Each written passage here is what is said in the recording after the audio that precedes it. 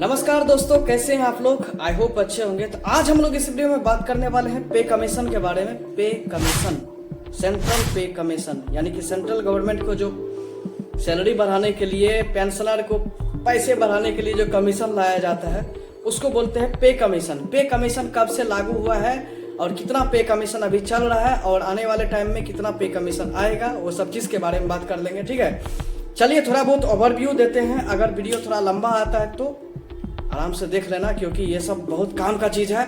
आपको बहुत नॉलेज मिलेगा और एग्जाम में भी पूछ सकता है। ठीक है, डिपार्टमेंटल एग्जाम दोगे या फिर कोई भी एग्जाम दोगे तो हो सकता है कि पे कमीशन के बारे में पूछ ले, क्योंकि जितने भी एग्जाम होता है उसमें तो जितने भी एम्प्लॉई सब रहता है, नया नया कैंडिडेट्स, वो लोग कोनो कोनो मिनिस्ट्री में जा करके ज्वाइनिंग लेता है, जॉब करता है, तो वहाँ भी यही सब चीज़ चलते रहता है।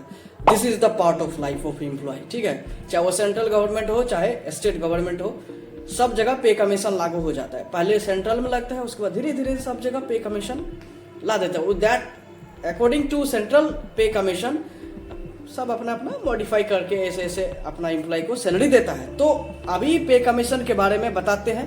पे कमीशन क्या है, पे कमीशन क्या होता है। पे कमीशन क्या है, भारत सरकार द्वारा स्थापित एक समिति होता है जो केंद्र सरकार कर्मचारियों और पेंशन भोगियों के वेतन, भत्तों और अन्य लाभों की समीक्षा और सिफारिश करती है। यानी कि आपका जो सैलरी है, आपका जो पेंशन है, आपका जो महंगाई भत्ता है, जितने भी चीज है उसका एक डेप्थ एनालिसिस करता है कि आपका कितना होना चाहिए, नहीं होना चाहिए, आपका सैलरी कितना होना चाहिए, महंगाई कितना बढ़ गया है, ये सब चीज के बारे में डिस्कशन करता है, एक निष्कर्ष पे निकलता है, उसके बाद पे कमीशन लागू कर देता है। यह जो आयोग है आमतौर पे 10 साल पे चालू होता है। ठीक है, 10 साल पे अपना अपना ये सब चलते रहता है, 10 साल का अंतराल में होता है। तो अभी आपको बता देते हैं कि पहला पे कमीशन जो है, फर्स्ट पे कमीशन 1947 में लागू हुआ था।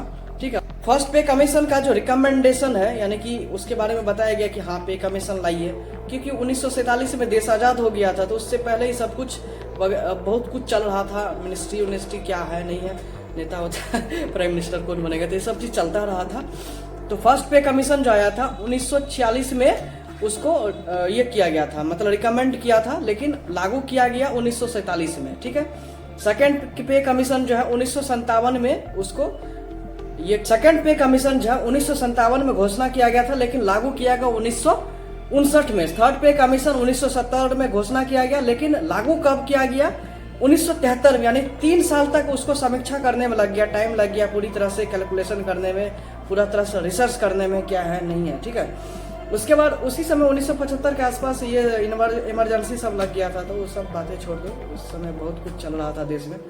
फोर्थ पे कमीशन जो है 1983 में सिफारिश किया गया था, लेकिन लागू किया गया 1986 में, 3 साल टाइम लग गया।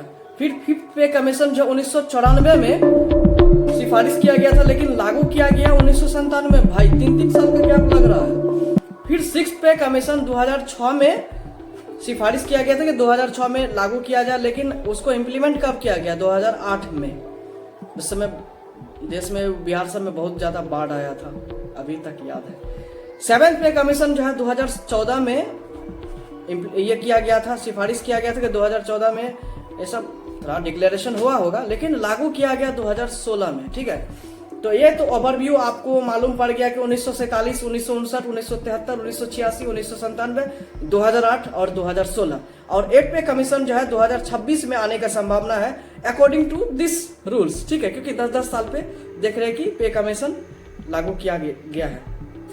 ठीक है, तो अभी ये सब कोई घोषणा नहीं हुआ, मतलब क्या बोले, एक तरह से बोलो कि थोड़ा सा लॉलीपॉप नहीं होता है कि बता दिया कि ताकि एम्प्लॉय लोग में कुछ आक्रोश पैदा ना हो, कुछ गुस्सा ना हो, इसलिए बोला गया कि 2025 में जनवरी में 16-17 जनवरी को कि हाँ 8 पे कमीशन भी आएगा, तो उसका टाइम लगेगा। अभी देखो 2026 आने में 1 साल लगभग है। 1 साल में क्या लगता है, ये देखो कब हिस्ट्री ही देख लो। 1970 में बोला गया, लेकिन लागू किया 1973 में। इधर लेटेस्ट वाला 7 पे कमीशन जो चल रहा है 2014 में बोला गया था, लेकिन आते आते 2016 तक टाइम लग गया। ठीक है, 2 साल का टाइम लग गया। तो अभी घोषणा ही, अभी बोला ही गया कि 8 पे कमीशन आएगा। ठीक है, 8 पे कमीशन आएगा। अभी 2025 चल रहा है। ठीक, 2026 में आएगा कि नहीं आएगा वो भी फुल गारंटी नहीं है, क्योंकि अभी देखो सोशल मीडिया का ज़माना हो गया, सब कुछ ऑनलाइन अवेलेबल है, तो हो सकता है कि टाइम ड्यूरेशन कम लग जाए डिक्लेरेशन होने में, लेकिन अप्रूवल मिल जाएगा 2026 तक बोला गया। अगर 2026 को नहीं लगता है, मान लो 2026 के लास्ट में या 2027 में लगता है, तो इतने दिन का सब लगता है एरियर जोड़ के दिया जाएगा। ये गवर्नमेंट पे एक कर्ज रहता है, तो वो करेगा ही, ठीक है। तो अब थोड़ा बहुत हिस्ट्री जान लेते हैं कि पे कमीशन में क्या क्या चीज़ हुआ था। फर्स्ट पे कमीशन से लेकर के 7th पे कमीशन में, 8 पे कमीशन तो अभी लागू नहीं हुआ है, तो बोल रहा है कि 8 पे कमीशन में लागू होगा और कितना परसेंटेज बढ़ सकता है, तो आपको ऑलरेडी बता दिए है वीडियो में। अभी देखो वीडियो ऑलरेडी 7-8 मिनट का हो गया, तो लंबा वीडियो बनेगा, तो हम जल्दी जल्दी कोशिश कर रहे हैं आपको समझाने का। अगर लगता है कि इस टॉपिक पे अच्छे से जानकारी आपको चाहिए तो और दूसरा वीडियो बना देंगे। फिलहाल अभी आपको फर्स्ट पे कमीशन के बारे में बात कर देते हैं। फर्स्ट पे कमीशन देखो क्या हुआ। फर्स्ट पे कमीशन में क्या हुआ था, 55 रुपया तय किया गया था। मिनिमम सैलरी कितना होगा, 55 रुपीज़ मिनिमम सैलरी होगा एम्प्लॉय का, ठीक है। जो सेंट्रल गवर्नमेंट का लेवल 1 का जो एम्प्लॉय होता है, यानी MTS लोग हैं, ग्रुप डी के लोग हैं, उनका 55 रुपया तय किया गया था। लिविंग वेज यानी कि जीविका योग्य वेतन की अवधारणा लागू की गई है। मतलब जो एम्प्लॉय है उसको क्या क्या चीज़ की जरूरत होगा, कितना रुपया में उसका घर चल जाएगा महीने का, वो एक तरह से सोचो जीवन जीने का योग्य जितना सैलरी होना चाहिए उतना तय किया गया था। 55 रुपया minimum salary should be 55 rupees, ठीक है।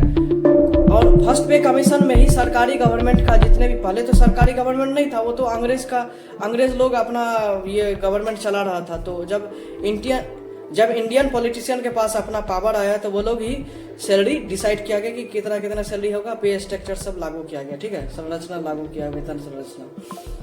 सेकंड पे कमीशन में क्या हुआ, सेकंड पे कमीशन में क्या हुआ, 55 रुपया से बढ़ा करके 80 रुपया कर दिया salary. Minimum salary 80 rupees, 80 rupees कर दिया था। और सेकंड पे कमीशन में ही महंगाई भत्ता का संरचना, इस मतलब सैलरी में महंगाई भत्ता भी ऐड होना चाहिए, उसी में सेकंड पे कमीशन में ही लागू किया गया था, ठीक है, हिस्सा बनाया गया था। और उसमें सरकारी कर्मचारी का जो वेतन बढ़ा था 50% इंक्रीमेंट हो गया था सैलरी में। ये मान लो कि हाँ, सरकारी कर्मचारी के वेतन में 50% का वृद्धि हुआ, ठीक है। जैसे पहला वेतन था 55 रुपया, अब डायरेक्ट आ गया का कितना, 80 रुपया। फिर पहला वेतन में कोई भी डियरनेस अलाउंस वगैरह सब नहीं दिया जाता, सेकंड में डियरनेस अलाउंस को भी उसमें ऐड किया गया था। थर्ड पे कमीशन 1970 से 73 के बीच में ये सब चीज का 1973 में लागू हुआ। और उसमें न्यूनतम वेतन जो था, मतलब मिनिमम सैलरी जो होना चाहिए 185 रुपया कर दिया गया था, ठीक है। सेकंड में 80 रुपया किया, थर्ड में क्या 185 रुपया कर दिया, 105 रुपया बढ़ा दिया। थर्ड पे कमीशन में विभिन्न वेतन श्रेणियों के बीच असमानता को कम किया गया, ठीक है। मान लो कोई लेवल 1 में है, कोई लेवल 2 में है, कोई लेवल 3 में, सबका अपना अपना अलग अलग सैलरी स्ट्रक्चर था, तो उसका असमानता मतलब डिफ्रेंसिएशन जो है, डिफरेंस उसमें ना हो, उतना ना हो, इसलिए उसको कम किया गया था, कोशिश किया गया था। महंगाई भत्ते को संशोधित कर इसे स्लैब सिस्टम में बदला गया। मतलब जो पहले महंगाई भत्ता चल रहा था उसको अब स्लैब सिस्टम में कन्वर्ट कर दिया गया था थर्ड पे कमीशन में ही, ठीक है। तो ये सब चीज़ के बारे में अलग अलग वीडियो बनाएंगे, एक ही में वीडियो बनाएंगे तो बहुत होश हो जाएगा, ठीक है, तो थोड़ा सा कंट्रोल कर लो। उसके बाद फोर्थ पे कमीशन में क्या हुआ, फोर्थ पे कमीशन में डायरेक्ट 750 रुपया मिनिमम सैलरी कर दिया था एम्प्लॉय का। जो लेवल 1 में काम करता है उसका मिनिमम सैलरी जो है 750 रुपया कर दिया था। देखो, अगर आप मिनिमम सैलरी के बारे में जान जाओगे ना, मिनिमम एम्प्लॉय का जो सैलरी है, उसके बाद सब अपने अपने तरीके से सैलरी स्ट्रक्चर हो जाता है, बन जाता है, ठीक है। इसीलिए बोला जाता है कि घर को अच्छे से तैयार करो, नीचे का जो जमीन होता है उसको अच्छे से तैयार करो, ताकि फाउंडेशन बहुत लंबा अच्छा तगड़ा बना हो, ठीक है, ज़्यादा दिन तक टिके। इसीलिए ये जो फर्स्ट पे कमीशन में ही 55 रुपया डिसाइड किया, उसके बाद धीरे धीरे बढ़ता रहा, ठीक है। इसीलिए हम अभी बोल रहे हैं कि मिनिमम सैलरी के बारे में अगर आप जान गए तो मैक्सिमम सैलरी जो एम्प्लॉय को मिलता है वो भी आप कैलकुलेट कर लोगे। तो फोर्थ पे कमीशन में क्या हुआ, 750 रुपया मिनिमम सैलरी था। सरकारी कर्मचारी जो था उसके सैलरी में 27% का वृद्धि हुआ था, 27% वृद्धि हुआ था, समझ रहे हैं। उस मतलब फोर्थ पे कमीशन में ही महंगाई भत्ता को और बेहतर तरीके से लागू किया गया था, ठीक है। जैसे पे कमीशन आगे बढ़ता गया, कुछ न कुछ मॉडिफिकेशन होता रहा, ताकि बेटरमेंट ऑफ एम्प्लॉय के भले के लिए ही कुछ न कुछ चेंजेस होता रहा, ठीक है। उसके बाद क्या हुआ, फिफ्थ पे कमीशन में मिनिमम सैलरी कितना कर दिया गया था, 2550 रुपया कर दिया था। उसमें सरकारी कर्मचारी का जो गवर्नमेंट एम्प्लॉय था उसका सैलरी में कितना बढ़ोतरी हुआ, लगभग 40% का इंक्रीमेंट हो गया था, ठीक है। 40%, समझ रहा है विनोद? 250 रुपया मिनिमम सैलरी था उस समय 5th पे कमीशन में। 5th पे कमीशन में बहुत सारे ओलझोल हुआ था। 1994 से लेकर 1997 के बीच में बहुत ओलझोल हुआ था, समझ रहे हैं विनोद? उसमें क्या हुआ कि 3 लाख गवर्नमेंट सीट जो था उसको कम कर दिया ताकि सैलरी ज़्यादा देना नहीं पड़े एम्प्लॉय को, ठीक है? तो उस 3 लाख पोस्ट को ख़त्म कर दिया 5th पे कमीशन में ही। समझ रहे हैं कितना ये सब विद्रोह हुआ होगा 5th पे कमीशन में? कुछ न कुछ जरूर कन्फ्लिक्ट हुआ होगा, क्योंकि 3 लाख पोस्ट को ही ख़त्म कर दिया था ताकि गवर्नमेंट को सैलरी वगैरह सब ज़्यादा देना नहीं पड़े, कम खर्च हो गवर्नमेंट जो भंडारा है, मतलब जहाँ पे पैसा वैसा रखा जाता है। डियरनेस अलाउंस का साल में 2 बार रिवीजन हो, यही 5th पे कमीशन में ही आया। पहले से नहीं था कि साल में 2 बार डियरनेस अलाउंस बढ़ेगा। ये जो डियरनेस अलाउंस साल में 2 बार बढ़ता है, एक बार जनवरी में, एक बार जून जुलाई में, तो ये 5th पे कमीशन में आया था, इससे पहले नहीं था, ठीक है? और 3 लाख पोस्ट भी ये ख़त्म किया गया था, डिलीट किया गया था गवर्नमेंट सेक्टर से, ठीक है? समझ, 3 लाख पोस्ट को हटा करके इसे 5th पे कमीशन में बहुत कुछ हुआ, बहुत कुछ चेंजेस भी हुआ और बहुत कुछ फायदा भी हुआ, लाभ भी हुआ, हानि भी हुआ, ठीक है? 3 लाख पोस्ट खत्म हुआ तो लोगों में बहुत ज़्यादा आक्रोश हुआ होगा। और 2 बार डीए जो बढ़ाया जाएगा साल में, यही 5th पे कमीशन में ही आया था, ठीक है? उसके बाद देखिए 6th पे कमीशन आया था। 6th पे कमीशन जो है 2008 में लागू किया गया। 6th पे कमीशन में क्या क्या चीज़ हुआ था? न्यूनतम जो वेतन है, यानी कि minimum salary should be 7,000 minimum salary था 6th पे कमीशन में, ठीक है? 6ठा पे कमीशन में 7,000 मिनिमम सैलरी किया गया था। और उसी में ये पे band plus grade pay system लागू किया गया था। जैसे बोलते हैं ना 2400 ग्रेड पे, 1800 ग्रेड पे, ये grade pay, 4200 grade pay, 1800 grade pay, ये सब जो ग्रेड पे होता है 6th पे कमीशन में लाया गया था, ठीक है? और सरकारी वेतन में लगभग 40% का बढ़ोतरी हुआ था। उस समय मनमोहन सिंह जी का सरकार था, समझ रहे हैं ना विनोद? और उस समय हमारे राष्ट्रपति थे डॉक्टर APJ अब्दुल कलाम। क्या हुआ उसमें? हाउस रेंट अलाउंस HRA में बढ़ोतरी किया गया था, ठीक है? हाँ, जैसे अभी बोलता है ना 9%, 18%, 27%। 9% कहाँ था? जो जेड सिटी में रहता है, वाई सिटी में 18%, एक्स सिटी में 27% हाउस रेंट अलाउंस मिलता है। तो 7th पे कमीशन में ही उसको 6th पे कमीशन में ही बढ़ाया गया था, ठीक है? और उसी में 6th पे कमीशन में ही एक और चीज़ लाया गया था, MACP बोलते हैं, ठीक है? वो जो डिपार्टमेंटल एम्प्लॉय होता है, रेगुलर एम्प्लॉय है, उन लोगों के लिए ये लागू होता है। मॉडिफाइड एस्योर्ड, उसको बोलते हैं modified assured career progression, MACP लागू किया गया था। इसके बारे में अलग से वीडियो हम बना देंगे, ठीक है? देख लेना, सुन लेना, जान लेना, ठीक है? और उसके बाद 7th पे कमीशन आया। 7th पे कमीशन में बहुत कुछ हुआ, ठीक है? 7th पे कमीशन में मिनिमम सैलरी कर दिया था 7,000 से बढ़ा करके 18,000, जो कि अभी MTS को मिलता है, जो कि अभी आपको सैलरी मिलता है। जो भी करंट में एम्प्लॉय काम कर रहा है गवर्नमेंट में, वो उसको मिनिमम सैलरी कर दिया था। जैसे पोस्टमैन ईयर का 18,000 टका, पहले 7,000 था, ठीक है?